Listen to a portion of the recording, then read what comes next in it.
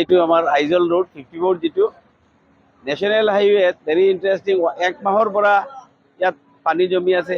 ইয়াত কোনো ব্যৱস্থা হোৱা নাই গভৰ্ণমেণ্টৰ ফালৰ পৰা। 1 মাহৰ পৰা মানুহে অনুৰোধ বিনোধ কৰি আছে। NHIDCLৰ ৰাস্তা এইটো জিলা প্ৰশাসন নিৰ্বিকাৰ।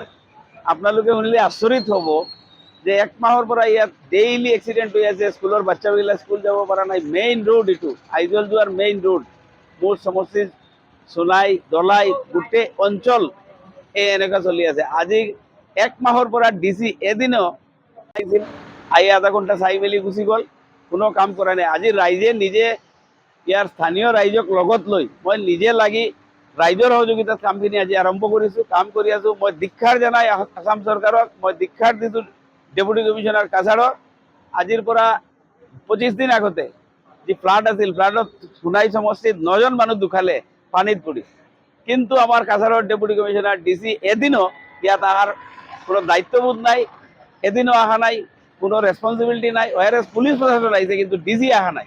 এইটো আমি সোণাইৰ মানুহে ধিক্ষাৰ জনাইছোঁ। এনেকা নিৰ্বিকাৰ জিলা প্ৰশাসন, এনেকা দুৰ্নীতি মই কৈ আছোঁ। কাৰণ দুৰ্নীতি নহ'লে কিয় বহি থাকে অফিচত? গোটেই দিন DC অফিচত বহি থাকে। মানুহ মৰিলেও, পানীত ডুবি মৰিলেও 9জন মানুহ একে দায়িত্বত ঢুকাইছে, প্ৰাণ হাৰাইছে, তথাপিও DC অহা নাই। আজি 1 মাহৰ পৰা NHIDCL বন্ধ। অলমষ্ট গাড়ী এক্সিডেণ্ট কৰি গৈ আছে। আজি বৰষুণ নাই, একো নাই 3 দিনৰ পৰা, তথাপিও পানীৰ এই অৱস্থা। ইয়াত 4 ফুট 3 ফুট 5 ফুট পানীৰ মাজত মানুহ চলাচল কেনেকৈ কৰিব? এটা নেশ্যনেল হাইৱেৰ ওপৰত আজি ৰাইজ বাধ্য হৈ ড্ৰেইন ক্লিয়াৰেন্সত নিজে লাগিছে, নিজে কাম আৰম্ভ কৰি আছে। যেতিয়া আমি ৰাইজে কাম আৰম্ভ কৰিছোঁ, এতিয়া NHIDCL আহিছে আৰু আমি NHIDCL জনাইছোঁ আজি যদি আপোনালোকে আজিৰ ভিতৰত প্ৰকৃত ক্লিয়াৰ নকৰে ৰাইজে কৰিব। DCক মেমৰেণ্ডাম দিয়া হৈছে, টাইম ফ্ৰেম দি দিয়া হৈছে, কিন্তু কোনো ধৰণৰ কোনো ষ্টেপ লোৱা নাই। এইকাৰণে মই ধিক্ষাৰ দিছোঁ। মই অসম চৰকাৰক ধিক্ষাৰ দিছোঁ। মুখ্যমন্ত্ৰী দায়িত্ব জ্ঞানহীন মুখ্যমন্ত্ৰী, অকল টিভিৰ আগত লেকচাৰ দি থাকে তেওঁ। DC একেবাৰে ইনএক্টিভ, চকীৰ পৰা চকী এৰি কোনো ছাইডত কোনোদিন যাবলৈ দেখা নাই। আৰু এইকাৰণে আমি আজি ৰাইজে নিজে সিদ্ধান্ত লৈ ৰাইজে নিজে আজি কাম কৰাই আছে।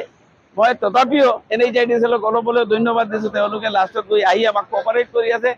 সব কাম ৰাইজে নিজে কৰি আছে ইয়াত। যিকোনো খবৰৰ বাবে যোগাযোগ কৰক আমাৰ এই নম্বৰত 7099017330 আৰু 7099017110।